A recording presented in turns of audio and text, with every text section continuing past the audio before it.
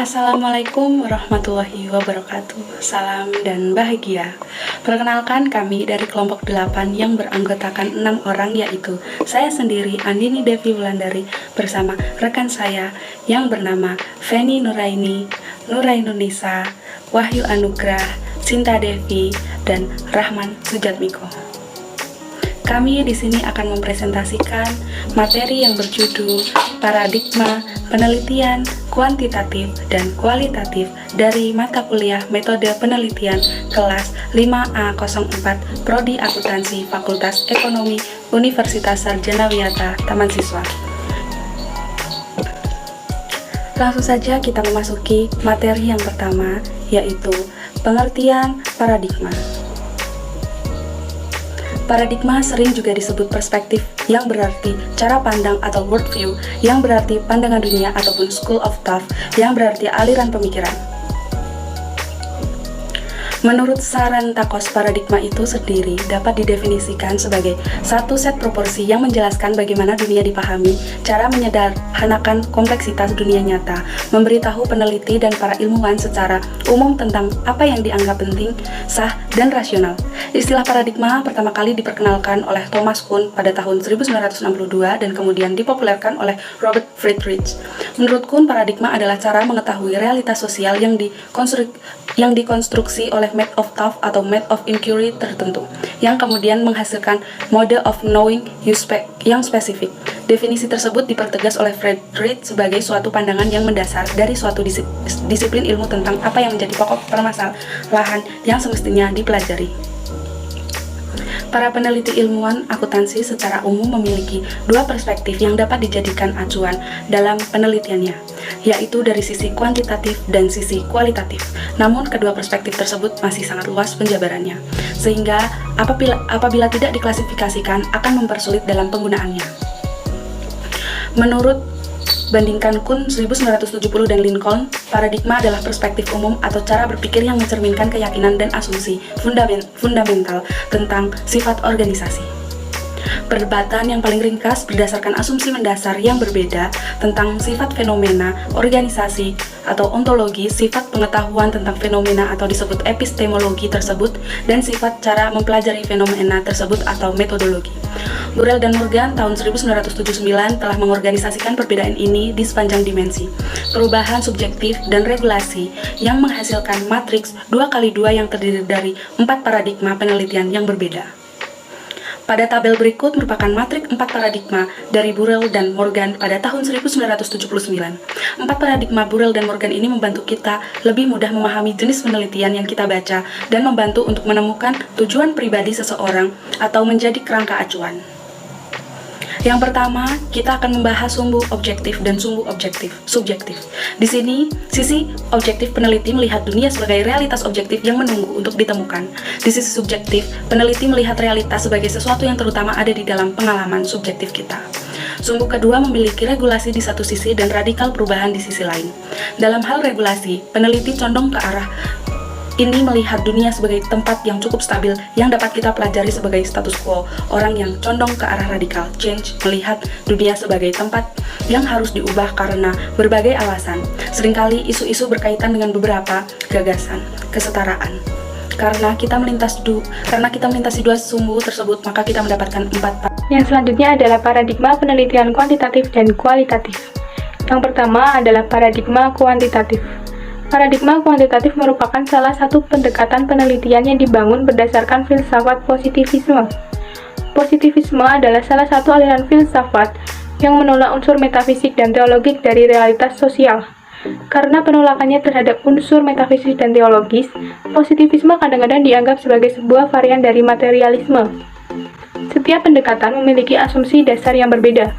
Asumsi dasar inilah yang kemudian mempengaruhi perbedaan cara pandang peneliti terhadap sebuah fenomena dan juga proses penelitian secara keseluruhan. Asumsi yang dimaksud adalah ontologi, epistemologi, hakikat dasar manusia, serta aksiologi.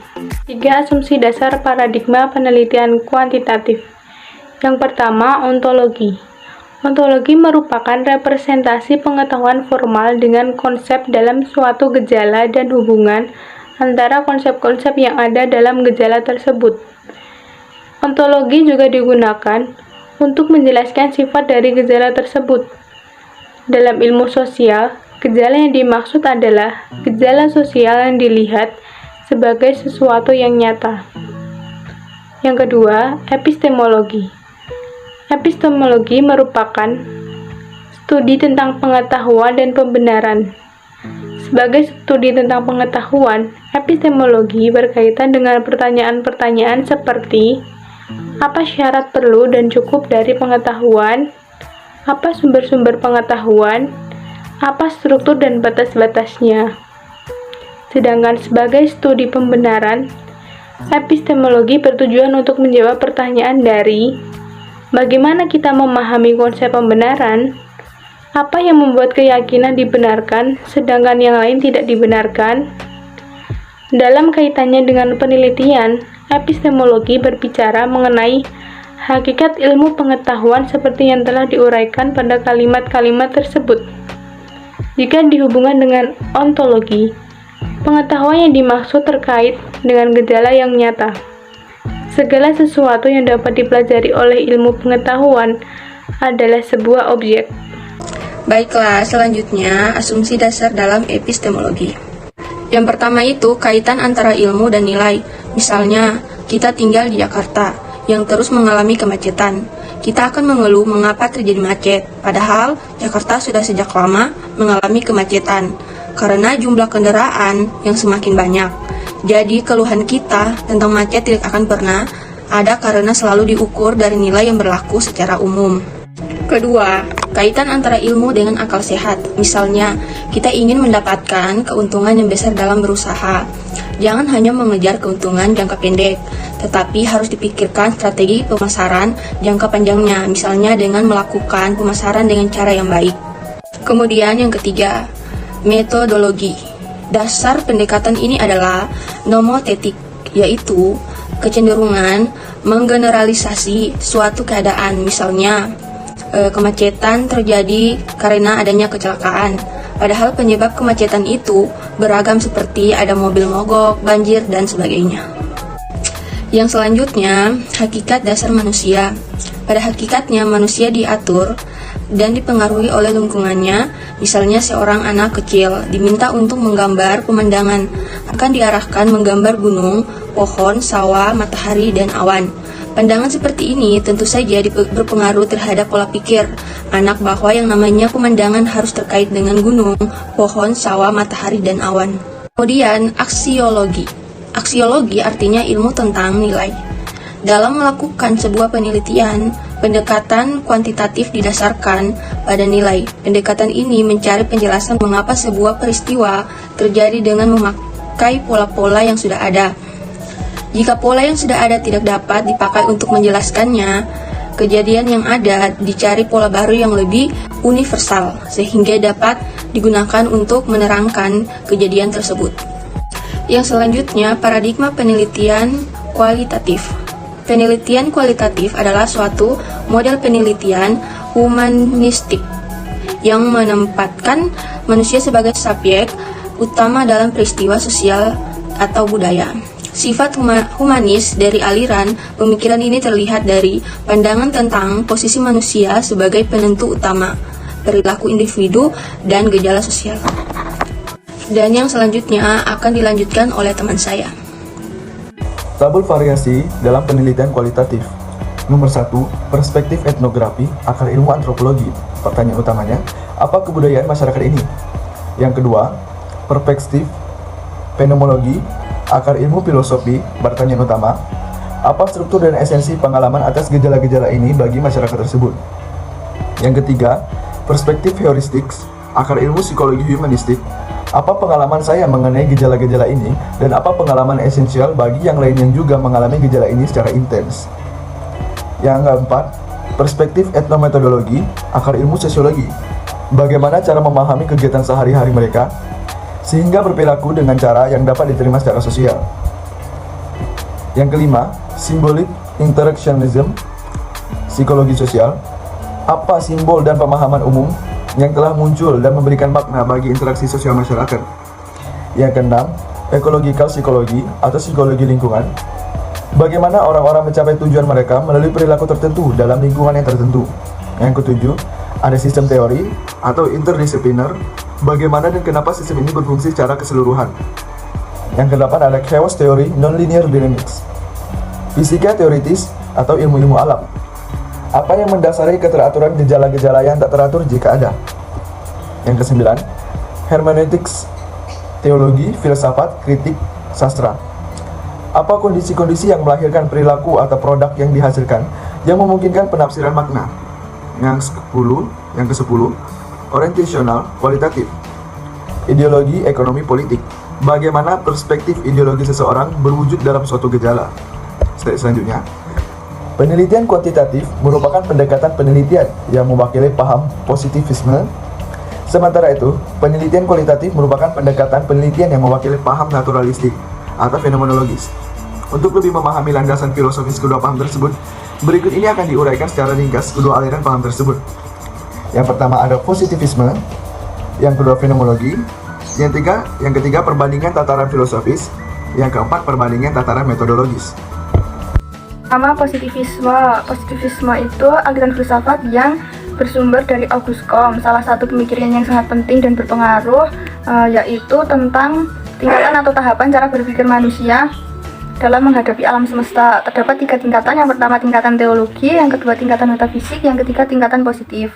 Yang pertama tingkatan teologi. Dalam tingkatan ini manusia belum bisa memahami hal-hal yang berkaitan dengan sebab akibat. Kedua, tingkatan metafisik, manusia mulai keberanian. Yang ketiga itu tingkatan positif, manusia sudah cukup menemukan pengetahuan yang cukup untuk menguasai alam. Kedua, fenomenologi. Kesadaran merupakan bersifat intensionalitas atau bertujuan. Artinya kesadaran tidak dapat dibayangkan sesuatu yang tidak dapat disadari. Agar kesadaran timbul terdapat 3 hal. Yang pertama itu ada subjek, ada objek, dan ada subjek yang terbuka terhadap objek-objek. Untuk menangkap hakikat objek-objek diperlukan 3 macam redukasi guna menyingkirkan semua hal yang mengganggu. Yang pertama itu redukasi pertama menyingkirkan segala sesuatu yang objektif, sikap kita harus objektif. Yang redukasi kedua menyingkirkan seluruh pengetahuan tentang objek yang diperoleh dari sumber lain. Redukasi yang ketiga menyingkirkan seluruh tradisi pengetahuan. Bandingan tataran filosofis, metodologi penelitian telah mendorong lahirnya penelitian kuantitatif atau positivisme dan penelitian kualitatif atau fenomenologi. Kedua penelitian tersebut mempunyai asumsi dasar filosofis dan paradigma berbeda. Berikut ini perbedaannya. Asumsi tentang yang pertama hakikat kenyataan. Untuk penelitian kuantitatif, kenyataan adalah tunggal, nyata, dan fragmentaris. Untuk paradigma kualitatif, kenyataan adalah ganda, dibentuk, dan merupakan keutuhan. Yang kedua, ada asumsi tentang hubungan pencari tahu dan yang tahu. Paradigma kuantitatif, pencari tahu dengan yang tahu adalah bebas. Untuk paradigma kualitatif, pencari tahu dengan yang tahu aktif bersama dan tidak dapat dipisahkan. Yang ketiga, asumsi tentang kemungkinan generalisasi. Paradigma kuantitatif generalisasi atas dasar bebas waktu dan bebas konteks. Paradigma kualitatif hanya waktu dan konteks yang mengikat hipotesis kerja. Yang keempat, ada asumsi tentang kemungkinan hubungan sebab akibat. Paradigma kuantitatif terdapat penyebab sebenarnya yang secara temporer terhadap atau secara simultan terhadap akibatnya. Paradigma kualitatif, setiap kebutuhan berbeda dalam keadaan mempengaruhi secara bersama-sama. Dengan sukar membedakannya mana sebab dan mana akibat. Yang kelima itu ada asumsi tentang peranan nilai. Paradigma kuantitatif inkurirnya bebas nilai dan paradigma kualitatif inkurirnya terkait nilai. Selanjutnya akan dijelaskan oleh teman saya. Baik, selanjutnya perbandingan tataran metodologis. Dalam tataran metodologis, perbedaan landasan filosofi terrefleksikan dalam perbedaan metode penelitian, di mana positivisme dimanifestasikan dalam metode penelitian kuantitatif, sedangkan fenomenologi dimanifestasikan dalam penelitian kualitatif. Kedua pendekatan ini sering diposisikan secara diametral. Meskipun belakangan ini terdapat upaya untuk menggabungkan baik dalam upaya untuk realisasi maupun kombinasi, adapun perbedaan antara metode kuantitatif dengan kualitatif adalah sebagai berikut. Yang pertama, metode kuantitatif menggunakan hipotesis yang ditentukan sejak awal pendidikan, sedangkan metode kualitatif hipotesis dikembangkan sejalan dengan penelitian saat penelitian. Yang kedua, metode kuantitatif didefinisikan yang jelas dinyatakan sejak awal, sedangkan metode kualitatif definisi sesuai konteks atau saat penelitian berlangsung. Yang ketiga, reduksi data menjadi angka-angka, sedangkan metode kualitatif deskripsi naratif atau kata-kata, ungkapan atau pernyataan.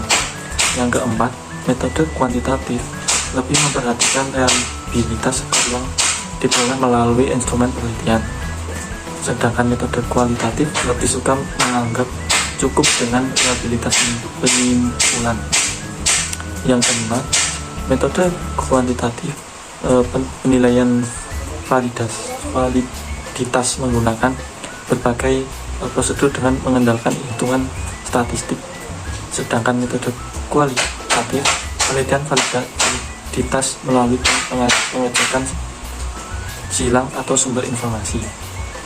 Yang keenam, menggunakan deskripsi prosedur yang jelas atau terperinci, sedangkan metode kualitatif menggunakan deskripsi prosedur secara naratif. Yang ketujuh, sampling random, sedangkan metode kuantitatif sampling pervasif. Yang kedelapan, desain atau kontrol statis atas variabel eksternal, sedangkan metode kualitatif menggunakan analisis logis dalam mengontrol variabel eksternal. Yang kesembilan, metode kuantitatif menggunakan desain khusus untuk mengontrol bias prosedur, sedangkan metode kualitatif mengandalkan penelitian dengan mengontrol bias. Yang ke-10, metode kuantitatif menyimpulkan hasil menggunakan statistik, sedangkan metode kualitatif menyimpulkan hasil secara naratif atau kata-kata. Yang ke-11, metode kuantitatif memecah gejala-gejala menjadi bagian untuk dianalisis, sedangkan metode kualitatif gejala-gejala yang terjadi dilihat dalam perspektif keseluruhan. Yang ke-12, manipulasi aspek atau situasi atau kondisi dalam mempelajari gejala yang kompleks, sedangkan metode kualitatif tidak merusak gejala-gejala yang terjadi secara alamiah atau membiarkan keadaan yang aslinya. Selanjutnya, perbedaan paradigma kuantitatif dan kualitatif. Yang pertama, paradigma kuantitatif menggunakan metode kuantitatif dalam pengumpulan dan analisis data, termasuk dalam penarikan sampel. Sedangkan paradigma kualitatif menggunakan metode kualitatif baik dalam pengumpulan data dan proses analisisnya. Yang kedua, paradigma kuantitatif menekankan pada proses berpikir positifme atau logis. Yang paradigma kualitatif lebih mementingkan penghayatan dan pengertian. Yang ketiga, metode kuantitatif penelitian cenderung ingin menegakkan objektivitas yang tinggi, sedangkan paradigma kualitatif pendekatannya wajar. Yang keempat, paradigma kuantitatif penelitian sebagai orang luar, sedangkan paradigma kualitatif peneliti sebagai orang dalam atau internal. Yang kelima, paradigma kuantitatif menguji suatu teori atau pendapat, sedangkan paradigma kualitatif menemukan teori dari lapangan secara deskriptif.